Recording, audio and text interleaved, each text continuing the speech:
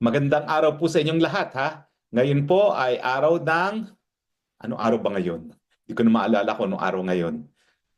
Anong araw na nga ba ngayon dito sa amin? Tuesday, kaya po tayo merong Spokes Hour. No? Ngayon po ay Martes. No? At ako po ngayon, alam nyo naman po, ay nasa Dahig. Lilinawin ko po ha, hindi po ito press briefing.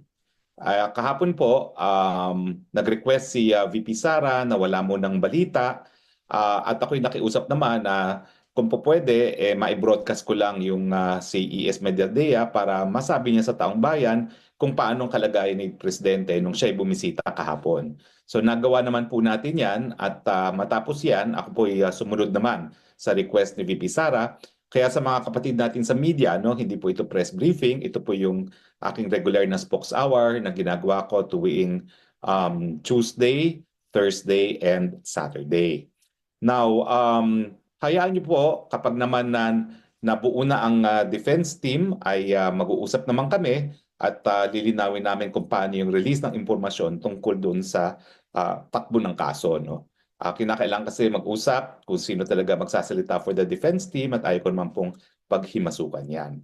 So ngayon po, ito ay Spokes Hour. At dahil ito ay Spokes Hour, ako naman po ay magdi-discuss ng ilang mga legal issue na may kinalaman talaga sa pag-kidnap talaga kay dating Presidente Rodrigo Roa Duterte. Bakit ba ho sinasabi natin na kidnapping? Well, unang-una po, malinaw po na ang Rome Statute ng ICC mismo, ng International Criminal Court, ay merong proseso na nakasaad sa Article 59 kung paano aarestuhin ang isang tao na merong warrant of arrest na in-issue ng International Criminal Court. Paulit-ulit ko na pong sinabi yan dito sa Spokes Hour na hindi po pwedeng idiretso sa eroplano. Pero yun nga po ang nangyari, diniretso sa eroplano. Kinakailangan po iharap muna siya sa isang lokal na hukuman. At yung lokal na hukuman, aalamin yung identity ng tao. Pangalawa, na alam niya yung nature of the charges against him. At pangatlo, na siya ay dapat ngang mapadala sa dahig. So ito pong prosesong ito sa lokal na hukuman ay halos kapareho na extradition. So lahat ng mga depensa na pwede mong ilabas sa extradition gaya ng kawalan ng jurisdiksyon ng hukuman na nagre-request para arestuhin yung tao ay dapat lilabas muna sa lokal na hukuman at antayin ang desisyon ng lokal na hukuman. Ang pinaka-importante sa akin sa resort sa lokal na hukuman at ito po ay Regional Trial Court. Mali po yung sinasabi ng spokesperson na DOJ ay ang competent judicial body. No? Ang judicial po, hudikatura. Ang DOJ po, ehekutibo. So mali po yung sinasabi nila na they acted as a competent judicial organ. Hukuman po yan. At ang masusunod talaga dyan, yung proseso ng extradition na meron naman po tayong batas na isang presidential decree kung paano ang proseso ng extradition. So dapat po masunod yan. Now, yan po ay sa perspektibo ng Philippine law na kinakailangan masigurado na ang tao na pinapareso ng ICC dapat nga mapadala sa ICC na nasa ibang bansa. Dahil kapag yan ay nawala na sa jurisdiction ng Pilipinas, hindi mo na mababawi yung kustudiya dun sa tao. Ang problema dito, may dahilan. Kaya nga nagkaroon ng ganyang provision na Article 59 ang Rome Statute of the ICC.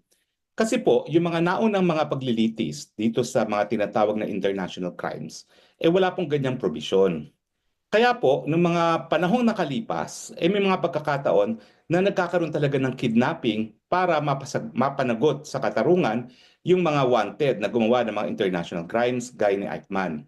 In fact, ang pinakasikat na kaso rito ay yung kay Eichmann na. Si Eichmann po ay isang mataas na opisyalis ng Nazi Germany. Tapos siguro mga 15 or 20 years na matapos na ang gera, di ko lang maalala, titignan ko kung ano yung date ng Eichmann, no? Pero matagal na pong nakalipas, matapos ang pangalawang pandaigdigan, digmaan, kinidnap si Eichmann sa Argentina kung saan siya nagtatago under an assumed identity. Hindi lang siya kinidnap, tinurukan ng droga para naging unconscious, idinukot ng Mossad, linagay sa private plane at dinala sa Israel. Ito po yung nangyari ng panahong 1961. pansinin niyo po ha, napakatagal nang nakalipas matapos ang pangalawang pandaigdigang digmaan. Mga 20 years nang nakalipas or 25 years pa nga dahil 1961. No? So, ano ang ginawa ng mga abogado ni Eichmann? Well, ang sabi ng mga abogado ni Eichmann, unang-una, dapat wag dinggin ang kaso dahil nga po ito ay nakuha yung pagkatao ng defendant, ng akusado sa pamamagitan ng isang illegal na pamamaraan.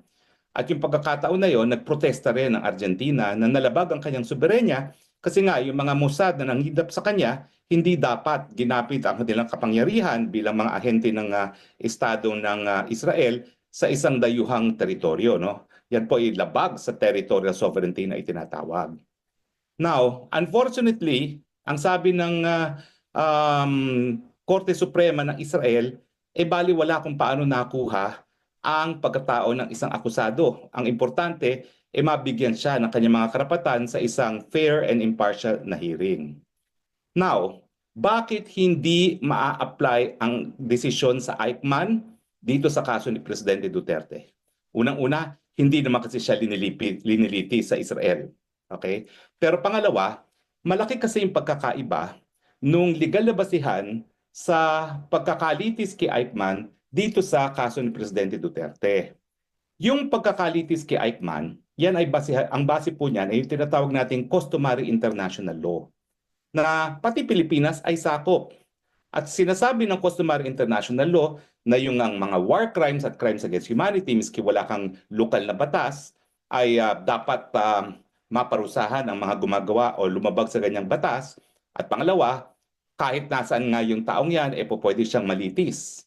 So ito, ang ginawang mga krimen ng Nazi ay nasa Europa, Germany at the rest of Europe, pero ang naglitis ay Israel. Maski na wala pang estadong ng Israel nung ginawa ang krimen ng pangalawang pandaigdigang digmaan.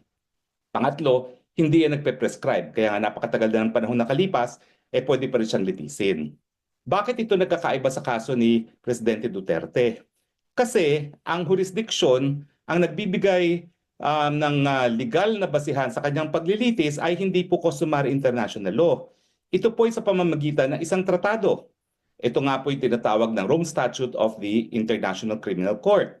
At sang-ayon po sa Rome Statute, ang kapangyarihan ng hukuman ay hindi nakabase sa customary international law, bagamat yung tratado na bumuo ng Rome Statute nga of the ICC ay nakabase rin sa customary international law. Pero yung pagpayag ng mga estado na litisin itong mga krimeneto ay dahil sila ay pumayag na kilalanin ang jurisdiction ng International Criminal Court at hindi po yan under international customary law. So importante po na dahil ang basihan ng paglilitis ng ICC ay isang tratado, importante na yung probisyon ng mga tratado pagdating sa pag-aaresto ay dapat din nasunod. At dyan po pumapasok yung Article 59 ng ICC Rome Statute na nagsasabi na dapat talaga dadaan yan sa lokal na hukuman, aakto para siyang request for extradition, sisiguraduhin hindi lang yung pagkatao ng nais na ipa-extradite, kung hindi importante na masiguro na yung kanyang mga karapatan ay rinirespeto ng bansang humihingi sa kanya o di naman kaya yung hukuman humihingi sa kanya at yung karapatan ng tao mismo sa lokal na batas ay pinoprotektahan din. Kaya nga po yung Eichmann, hindi pa po pwedeng maging president, no? Hindi po pwedeng maging legal na basihan kapag ang tao ay kinidnap, meaning pag hindi dumaan sa proseso ng ICC.